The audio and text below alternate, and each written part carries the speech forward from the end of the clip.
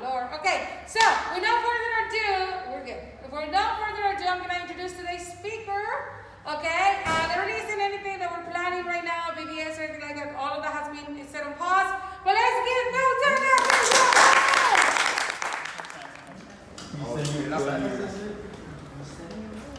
How you guys doing? Good. I'm not writing. So, just to make myself feel a little bit better, I'm gonna ask you guys what you guys remember about last week. Since he is here, we're gonna have to get you know. So, what does anybody remember what we talked about last week? Love languages. We're talking about the love languages, the 5 love languages. Does anybody remember what love language he was talking about? Words. Words. Of affirmation. Sorry?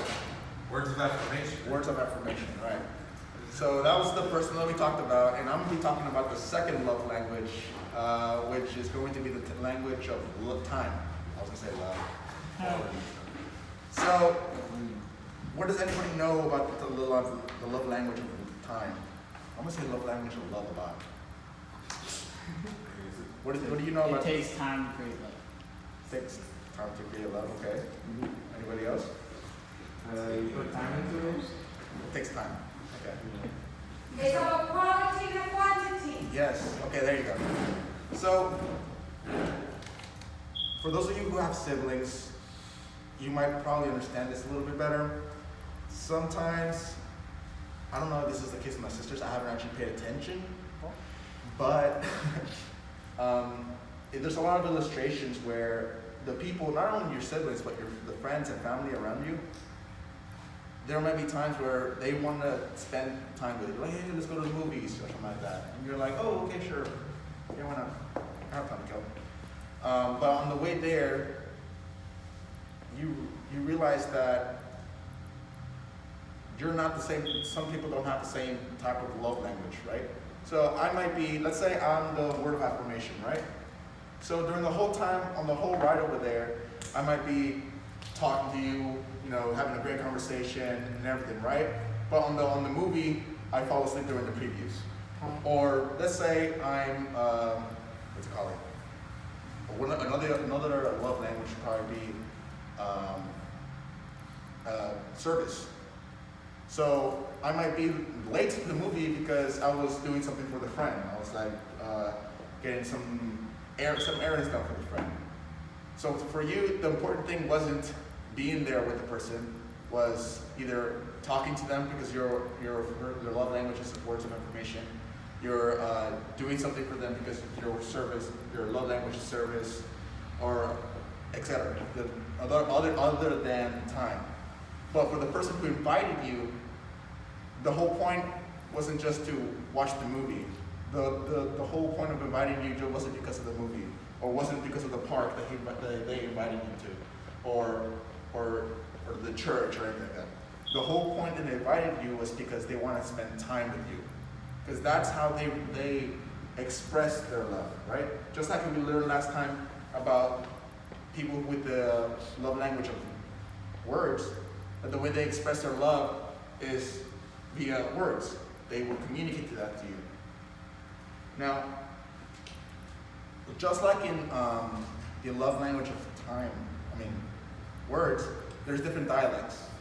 There's I believe 3 or 2. I don't have my slides with me right now, but we're gonna go through them. I have right here that for a person with the love language of time, it's more about, like Ms. Cantu said, it's more about the quality of time, not the quantity of time. So spending 5 minutes playing catch or frisbee with your sibling would mean a lot to them if their love language is time. It doesn't have to be like an hour or 30 minutes or anything like that, but just that little time really counts for them. And you can see that with kids that want that time, especially with parents and stuff like that, and they don't have it because that's how they receive the love, and they're not getting it, and they don't know that just a little 5 minutes just with them would mean the world to them, right? So it's quality, not quantity. We have to realize that when we're spending time with them or with people who have their love language is time, that you have to be there with them, not just be there with them. And so there's like quotation marks and stuff like that. So you can be there. Let's say Matthew. I'm gonna use Matthew. So let's say Matthew invites me. Where are you gonna invite me? Chuck E. Cheese. We're going to Chuck E. Cheese. Yeah, right. Chuck E. Cheese vibe. We're going to Chuck E. Cheese. And I said, yeah, sure, why not? I'll do that. Not right now. 'Cause Well, after the Corona thing, we're going to go to Chuck E. Cheese. And I say, I'll go with him, right? But the whole time I'm there with him, I'm on my phone, calling somebody else. Like, yeah, I'm over here with Matthew. It sucks. Chuck E. Cheese. I've been there last week. And the whole time I'm ignoring him. But I'm near the vicinity. I'm near him, 6 feet apart, but I'm near him. But I'm not really there with him. So what do you think can change so that I can have that time and he acknowledges that that time is quality time? How can we make that time quality time? So one thing would be talking. Now,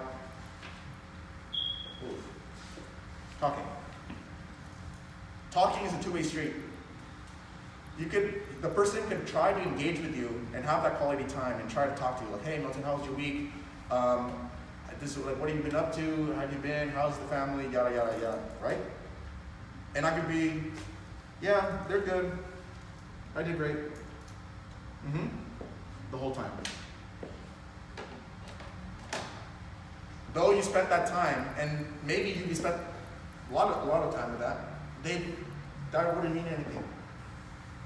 You're better off talking to the wall, because it's dry and there's no conversation. There's not great conversation, and that's the thing. So we need to have great conversation. So when they talk to you, you have to be an avid listener. You have to listen to them. You have to make sure that when they say something, you acknowledge them and not just brush it off. And some people want to be on their phones and be like, yo, I'm multitasking. I'm looking at my phone, texting this person, listening to the other person, and I'm responding to both. But the thing is that, at least for me, in my case, especially my mom, I would be on my phone or whatever, right? And she would tell me something. I'm like, okay, yeah, I got it. And they were like, well, you didn't listen. You didn't pay attention. It's because I didn't give her that acknowledgement. I didn't give her the attention that is required when you're having a conversation. So being a good listener is one.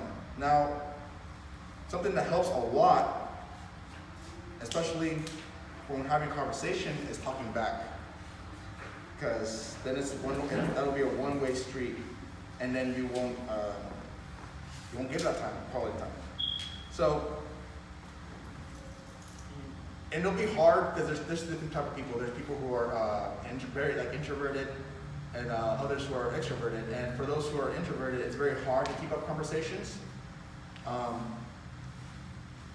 But it's quite simple when you're a good listener, because good listening is all about understanding.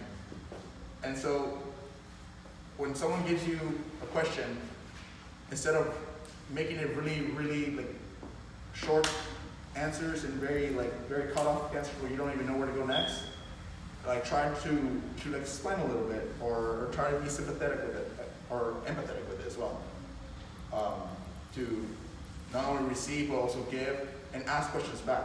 And it's going to be very hard for people who are very shy, but believe me, it'll mean a lot to people who have their love language as time. There's another dialect would be the quality of activities. So I like what this says right here, because it says that the emphasis is being together, doing an activity together, and giving each other undivided attention. And that's the key, undivided attention. Just like we were talking about, where you can be distracted by distractions. And you don't give that undivided attention. Instead of having your attention on only that person and giving them your 5 whole minutes in time of your time, you don't. You give them only like 50% of your attention, 25% of your attention, because you're multitasking and you're doing this, this, and that, and they don't receive that. It's very hard. There's a lot of examples in the Bible of the love language of time. Does anybody know any, straight up off the top of their heads, any maybe examples of the love language of time? In the Bible? Yeah. Paul and Timothy. Paul and Timothy? Yeah, they traveled together.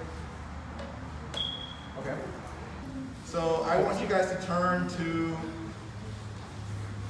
Mark 3:13 to 14.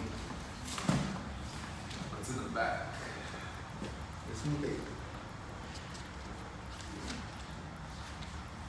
What's the verse? Mark 3, chapter 3, verse 13 to 14.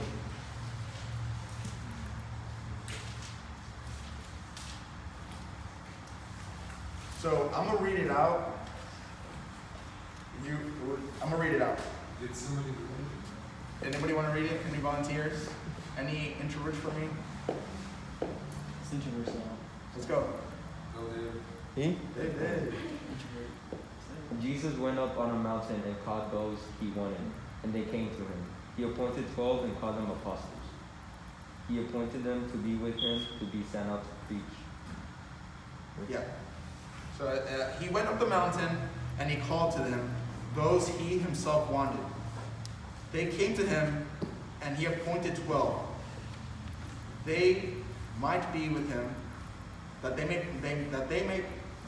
might be with him, and he might send them out to preach.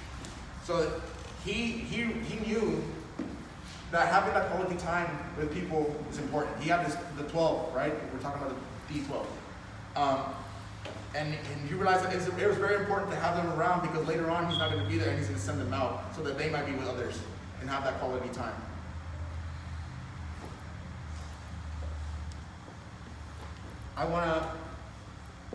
I just really want to emphasize, because if this is you, if this is like the person, this is your love language, I know for me it's difficult, because my love language is not time, I believe. I don't know. I don't think so. I don't really like to spend like that. But it's very important for me to acknowledge that people's love language is time. And for friends, I don't want to take that away from them. So I encourage you guys to be considerate and understand that the quality of time is very important. So if you ever get an invitation, and it can be something minimal and something as small as, hey, I'm going somewhere, would you mind coming with me? Brunch. You know, I'm gonna call Matthew, hey, I'm going to eat somewhere, would you like to come? To acknowledge that, hey, maybe they need this. They want to talk about something. So I'm gonna close it up. This is already time. And I want you to just remember that quality time is talking to them actively, understanding, and doing things with them, the quality of activities. I like to close in prayer.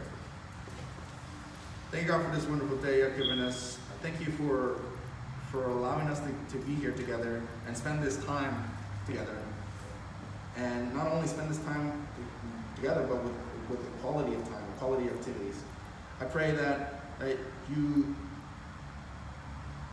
just keep your hand over us and continue to work on us. Now more than ever, that we need to be together. And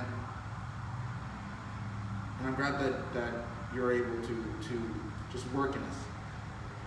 In the name of Jesus, I pray, amen. Amen.